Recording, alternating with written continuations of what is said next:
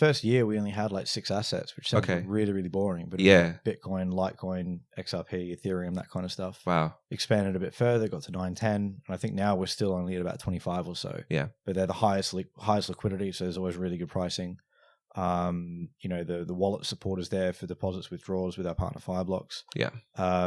We could offer way more, but the pricing might not be as good because just like creating a pair,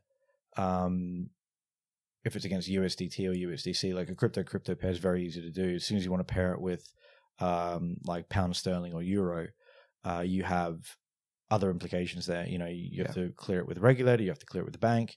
Do they want pound sterling going into these kind of tokens? These are the other things we have to consider when putting these type of tokens forward. And we have a full, like a 5-page document list for complying tokens. Okay. And we'll be adding a lot more. We want to get to over 100 by kind of this time next year. Okay. But we want to fully match them to pounds and euros and kind of do it properly. Yeah. As soon as you start putting FX in the background, it becomes really messy. What do you mean match pounds to euro? If you can explain that for us beginners. So when you trade something, you're trading from a token or from a currency to another.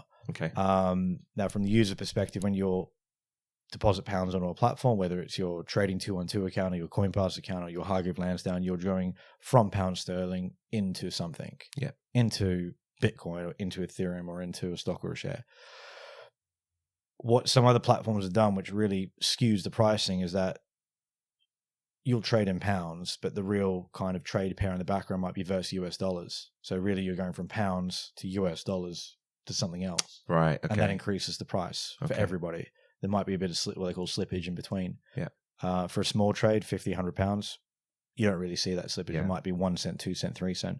You trade something over like 10 to 50,000 pounds, those spreads start to widen quite savagely. And that's where people essentially get ripped off because they're not trading in pounds to Bitcoin. They're trading through 2 other pairs without even knowing it. And that's where we've seen a few competitors die and fail for not having competitive pricing, but obviously not managing their risk in the background properly. So because of the way we do our banking, because of the way we do our compliance and risk, and we're able to give those good prices to people because they're trading in the correct token, we've got a very high customer satisfaction with what they get. Okay. And when they buy that token, they can withdraw it off the platform and do as they like. We don't handcuff people. Okay. So it sounds like you allow people to trade from pounds, obviously here us in the UK, with that with crypto. The digital asset, whichever one it is. Yeah. Okay. Whatever. So they're not having to go through like pounds, USD, Bitcoin, for example. Yeah, but some of those ones are hidden to the user in the background. They might think they're trading pounds. Okay. And they'll still get that Bitcoin.